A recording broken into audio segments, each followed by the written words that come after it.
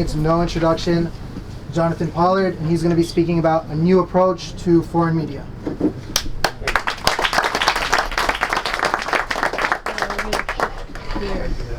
Okay, can you hear me?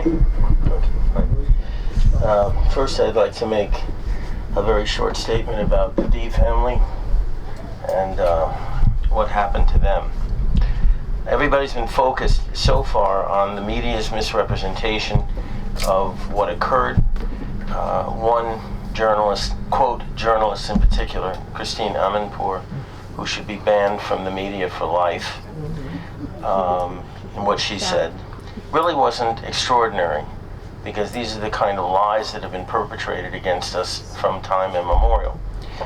But what I did come away with after this horrific event that happened to the D family was that it wasn't just the Arabs and it wasn't just the media that was responsible for this atrocity.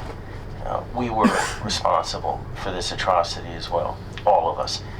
There's a notion in the Talmud that if you have an opportunity to prevent a tragedy and you don't, you own it. You're equally guilty. And why do I say this? Because we elected a government that was ostensibly dedicated to eliminating the terrorist threat. And they aren't. They're kicking the can down the road just like every other government before them, left, right, and center. And perhaps most shockingly, it's our own military that's responsible for this disgraceful situation that currently exists, where you kill a Jew, the city is locked down for maybe a day or two. The roadblocks are taken down for a couple of days.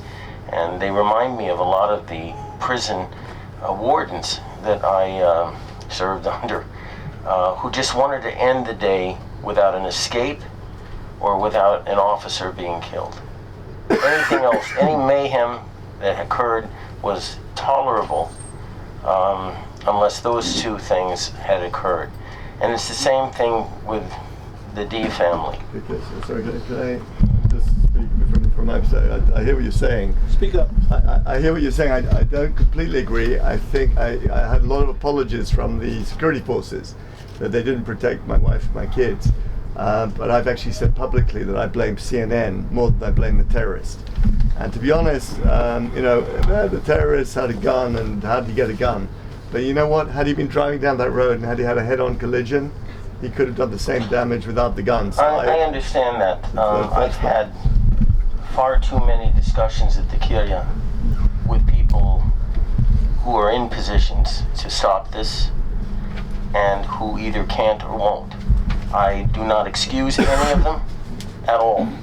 I've lost too many friends to this kind of laziness and this kind of appeasement and this kind of cowardice. We say we need judicial reform. We also need military reform. They elect themselves to these positions, and I know many good men and women who have basically hit that ceiling, and who, if they had occupied a position of authority, could have at least tried to prevent these atrocities from happening. I don't give them any slack at all. I hunted terrorists for my career, and I know what needs to be done. We aren't doing it. Well, you know who I am, or at least you think you know who I am. If you read the media, you don't know who I am at all. As I was listening to these gentlemen describe the problems with the media, I saw myself reflected in all these stories. Because if you believe the media, I'm a pretty bad person. And Israel is even worse. I first became aware of the dichotomy between the truth and the media when I became an intelligence officer. And I quit reading the open source press at that point. Because every morning I would get a report of what exactly had happened the day before, and I compared it to the New York Times and the Washington Post and the LA Times, and it was like from another planet. So I quit reading the newspapers, I quit reading Time Magazine, I quit reading everything in the open source. We all know for a long time that the media is influenced by an editor, it's influenced by a publisher, and it's also influenced by the type of audience that the editor and the publishers want to appeal to. So in my case, there were absolutely no amount of open source, verifiable truth that would sway the media into perhaps reconsidering some of the lies that they were recirculating that had been given to them by either the government or basically reporters that were being paid by the government to circulate these stories. So all these incidents that you heard from these three gentlemen really played out in my case. Probably one of the most egregious things that happened was, we all know, I think, that it was largely due to Caspar Weinberger that I got the sentence I did. And shortly before his death, his memoirs were published, and in it, I was absent. So Edward Black, a noted Jewish historian, a friend of mine, he wrote IBM and the Holocaust, asked him, why is it that I wasn't mentioned in his book? And he said, well, the Pollard case was a relatively minor matter that was made more important than it was. And Black just went off on him at that point. You know, you submitted a signed sworn affidavit to the court saying just the opposite. And he said, well, I'm telling you it was a minor matter. Okay. So he died shortly thereafter, and we went to all the media establishments and the Justice Department. And the answer we got from everybody was, it's water under the bridge.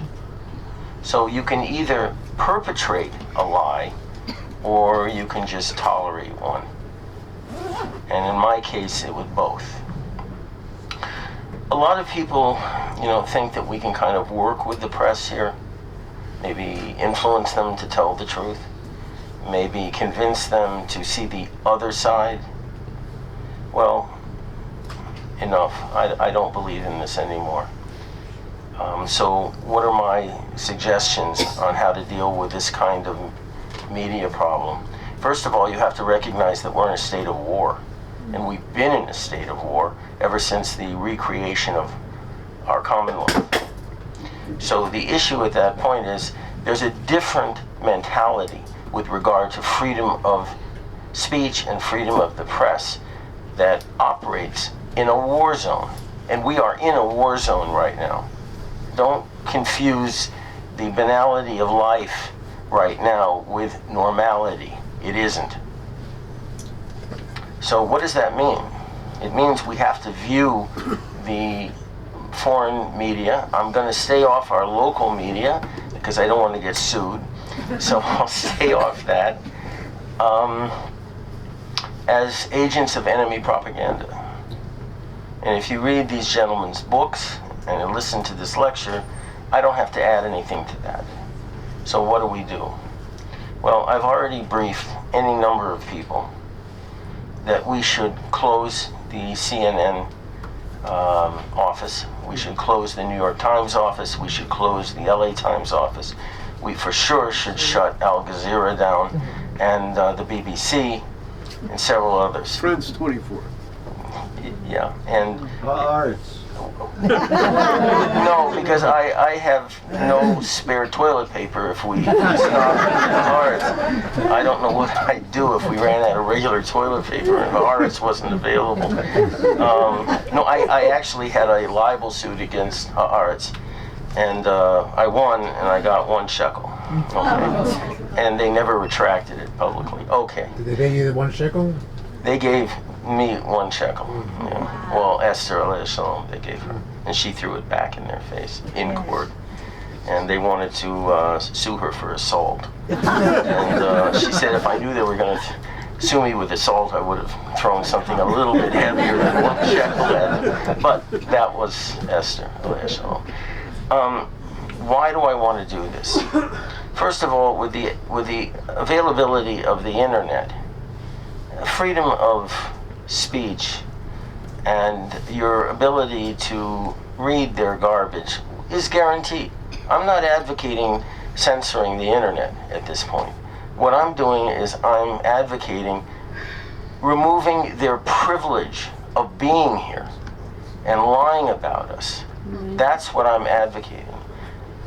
Covering Israel is a privilege during wartime, and we are in wartime. So by removing these people, I know that Yair Lapid and will come out with something interesting that doesn't really have anything to do with life on Earth, and that Gantz, after standing around looking dazed, will be handed his talking papers by his media people, and he'll be shocked. He'll clutch his pearls, and he'll gasp, and vapor will come out of him. But the bottom line with these media people is they have to go, and that's all I'm advocating. Now, can they still write trash from elsewhere? Yes, of course they can.